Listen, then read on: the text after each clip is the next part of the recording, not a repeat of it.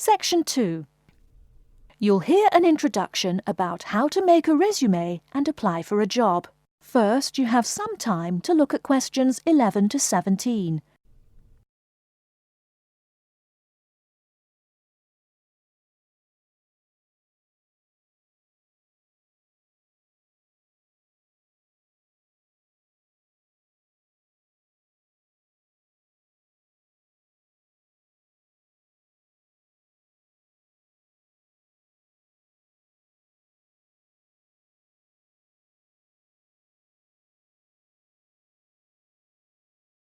Now, listen carefully and answer questions 11 to 17. Welcome everyone to today's seminar on CV and interview skills. Remember, your CV is probably the most important document you will ever write. It opens the door to your career, and that job interview is probably the most important meeting you will ever attend. It's like stepping through that open door. So let's roll up our sleeves and get down to work, shall we? First of all, I cannot possibly tell you everything you need to know about writing a resume in the time we have.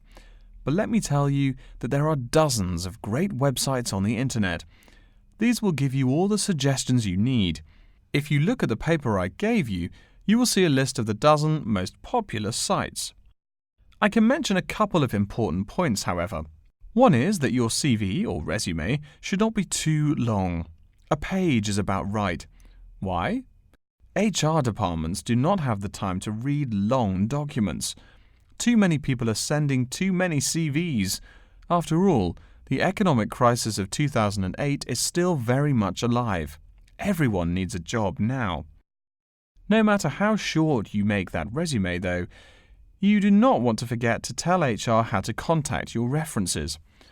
References are people who will give you a recommendation for a job. That's usually an ex-boss or a professor who knows you well. Do not use relatives. I don't care how much your mum loves you.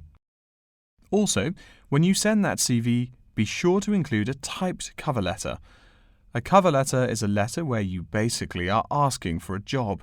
It's like introducing yourself. Make it brief. The real information about you is on that CV of yours, and please make sure the letter is typed. It doesn't matter if your handwriting is beautiful or not. Companies only read typed letters. Another point about CVs is you should try to have an attractive layout. Maybe use different type fonts or colors to highlight the information. Some people include a photo. You can find dozens of examples on the internet. Whatever layout you decide to use, however, avoid all spelling and grammar errors. I used to be an HR manager. If I saw a mistake, that CV went into the garbage. Something you write in a CV is a description of your skills and experiences in an interesting way.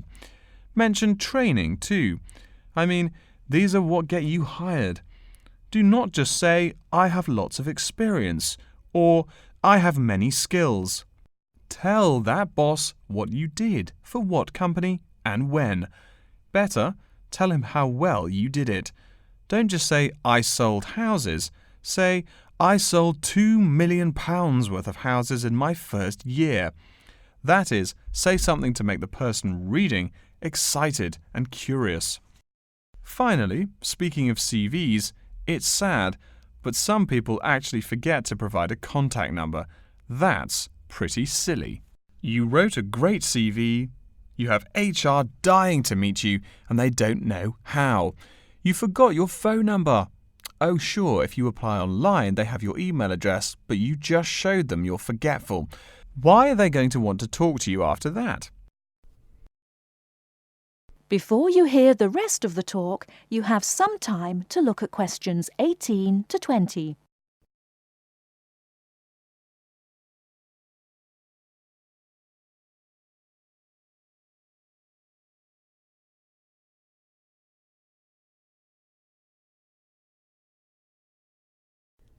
Now listen and answer questions 18 to 20. All right, moving on to the actual interview. I'll go over what you need to know by the end of it and what you can discuss and negotiate on later once it looks like you'll be offered the job. First, there's working hours.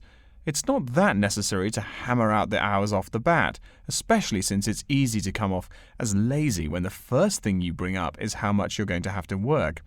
You can also find out more about possible promotions later on. It is important, however, to get a feel for how much you'll be paid. You should make sure the salary range is commensurate with what you're worth, and if you're not, you can move on to better opportunities. Being sure you're going to make what you want to live on is much more important than issues like your pension. You're also young, that your pension is not going to matter for quite a long time. You should find out about what skills you must know for the job and what they'll teach you. In addition, if the company will provide training, you should find out how long the training period is and whether it is paid. Beware of any jobs that want you to train for a long time without appropriate compensation. Speaking of compensation, find out about holidays as well. Do you get paid vacation time? Are you allowed to take personal days? Do you have to work on national holidays? Once you work out these main issues, you can move on later to details like the location and expected attire and whatnot. Wow, that's a lot of information.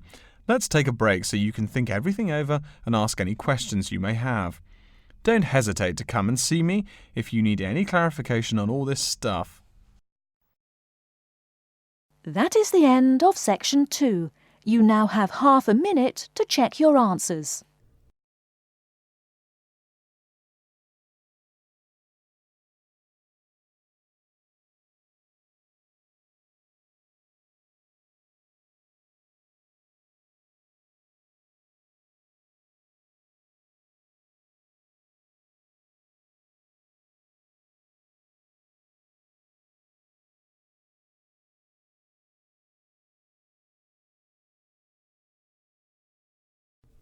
Now turn to section 3.